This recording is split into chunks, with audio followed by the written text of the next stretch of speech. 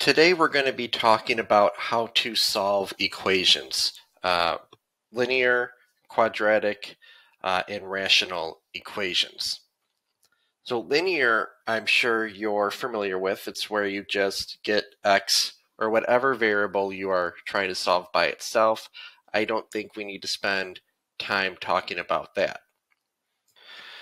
Quadratic equations, we can solve those through a couple different methods. We can factor, which we know we spent some time factoring earlier, and set it equal to 0, and then your two intercepts are found from the factors.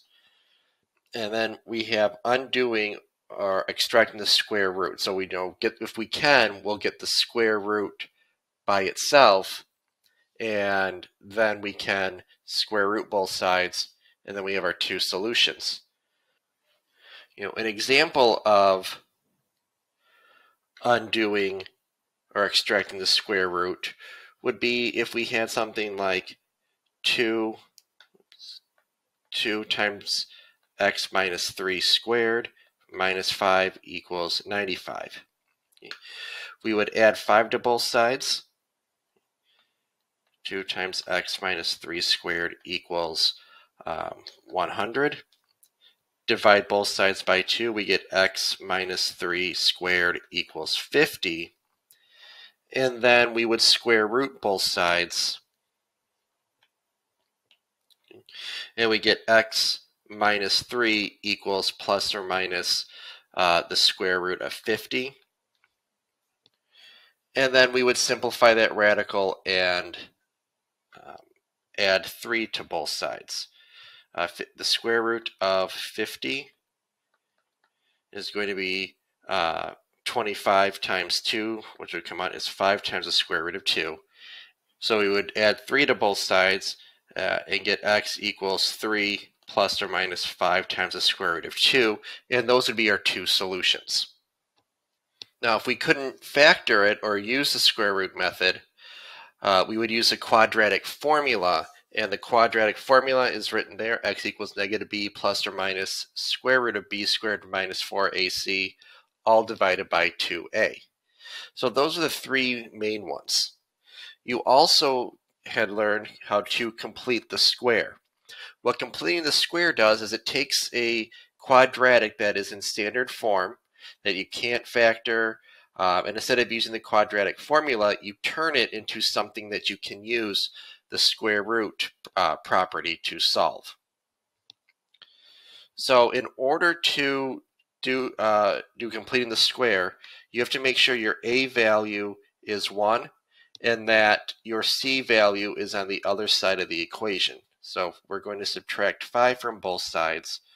X squared minus 8x equals negative 5. Now, to complete the square,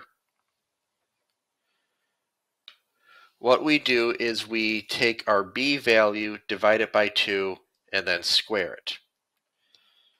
So b value is negative 8, divided by 2, and square that. That equals negative 4 squared. Oops, I'm going to write that a little bit lower. So that would equal negative 4 squared, which is 16. So we're going to add 16 to both sides of the equation. So x squared minus 8x plus 16 equals negative 5 plus 16. Now you're going to be able to factor this into a perfect square trinomial. And the reason why I wrote out this step over here is that when you factor this, it's always going to use this number squared. I mean, yes, you can still factor what I highlighted in blue, but you can, again, just look at what we have over there. We did negative 8 over 2, which gave us negative 4. So it's going to be x minus 4 quantity squared equals 11. Now we can square root both sides, and we get x minus 4 equals plus or minus the square root of 11. And then when we add 4 to both sides, we get x equals positive 4 plus or minus the square root of 11. And we can leave it like that, like we did above. We don't need to write two separate solutions. Now we look at this one, you might notice, well, our a value is not 1, so what do? So we still make it equal to their c value. And then you can do a couple things. You can factor out a 4, but then you'd have to multiply by 4 once you do the complete the square part, and it would be a little bit more work at the end. Instead of that, we can divide everything by 4. So then we get x squared plus 2x equals negative 1/4. So now that we have our a value equal to 1, we can complete the square. Our b value is 2, so 2 over 2 squared, so 1 squared, which is 1. So we're going to add 1 to both sides. Negative 1/4 plus 1, which 1 is the same thing as 4 over 4. We need common denominators in order to solve or to simplify. So the left side is going to factor to x plus 1 squared equals 3 over 4.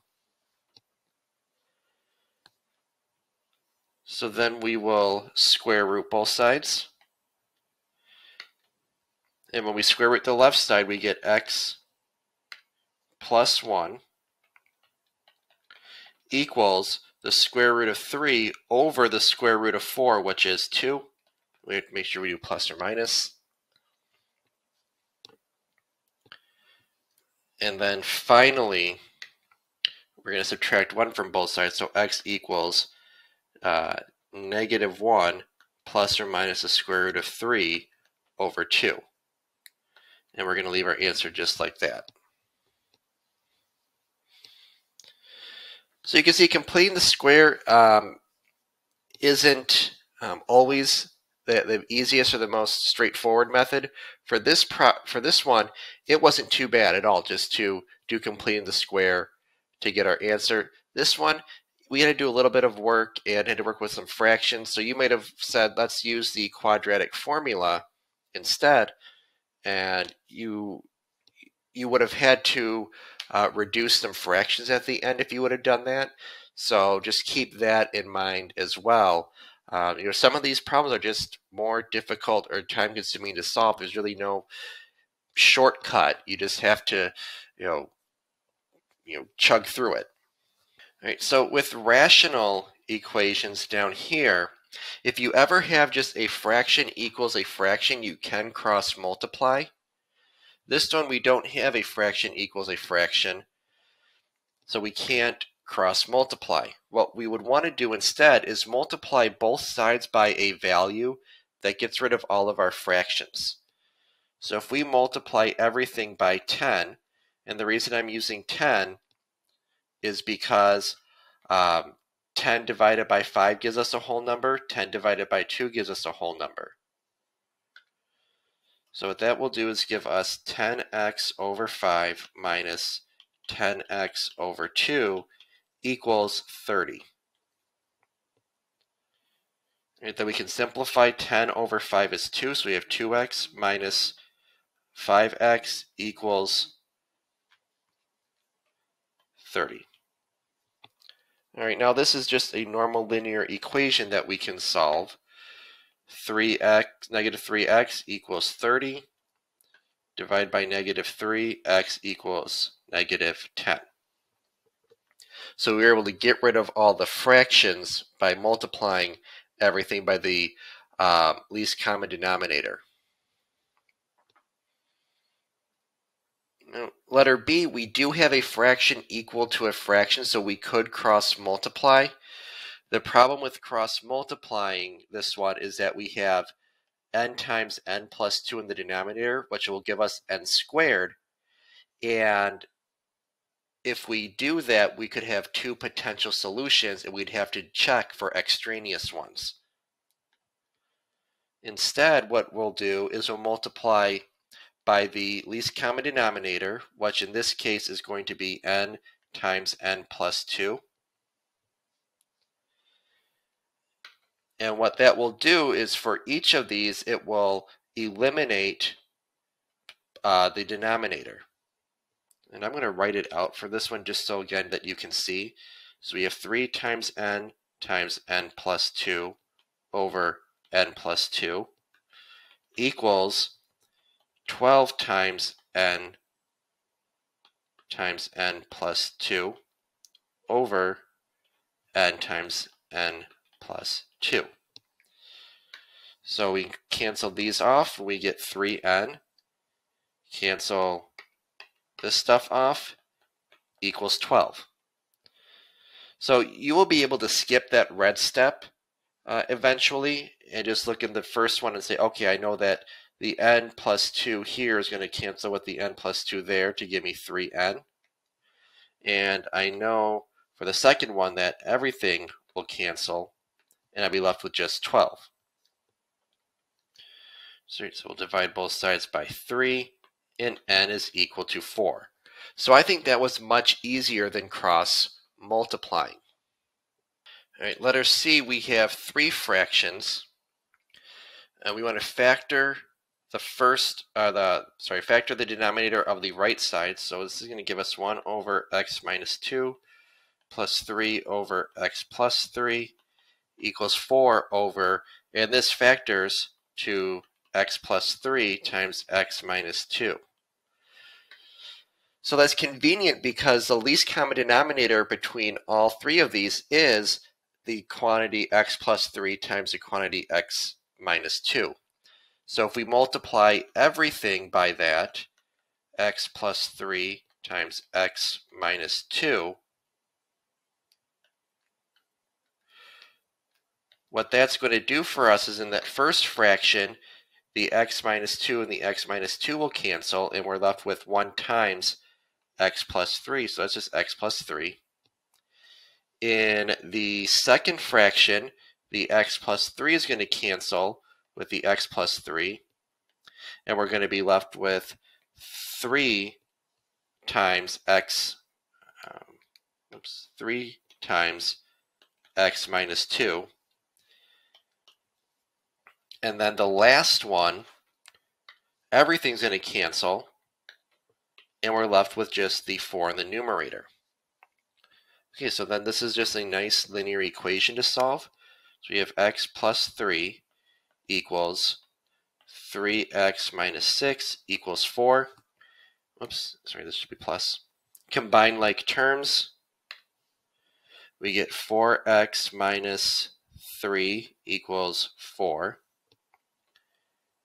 Add 3 to both sides, that gives us 4x equals 7. And then we divide by 4, x equals 7 over 4. So again, finding that least common denominator for all your fractions will eliminate the denominators and make life a heck of a lot easier. All right, the last one. We don't have to factor the denominator here, so we're going to multiply everything by x times x plus 1. So in the first fraction, everything's going to cancel out, and we're going to be left with 3. I probably should have said this when we were doing this in letter A, but notice how I'm only multiplying the numerators because this is like multiplying by something over 1. It's different than when we were doing compound fractions or adding fractions when we multiply the numerator and denominator by a value. Here, I'm only multiplying the numerator by x times x plus 1. And that visible over 1 isn't needed. And I can do this because there's an equal sign. I'm doing the same thing on the left and right side of the equal sign, so it's allowed. As opposed to adding or subtracting rationals, if there's no equal sign, there's nothing to do to both sides because there are no two sides. So then the second fraction, the x plus 1s are going to cancel, so I'm left with 7x. And then the last one equals just 3 times x plus 1. So we get 3 plus 7x equals 3x plus 3. Minus 3 from both sides, we get 7x equals 3x. Well, then we subtract 3x from both sides. We get 4x equals 0. Well, that means x has to equal 0. But wait a minute. We have right here just x in the denominator. Well, if x is equal to 0, that gives us an undefined fraction. So this means there's no solution. So just get in the mindset of just double checking that your value for x does not give you a 0 in the denominator. So again, you did do this last year. Hopefully this kind of refreshes that. So thanks for watching the video. Make sure to smash that like button and subscribe.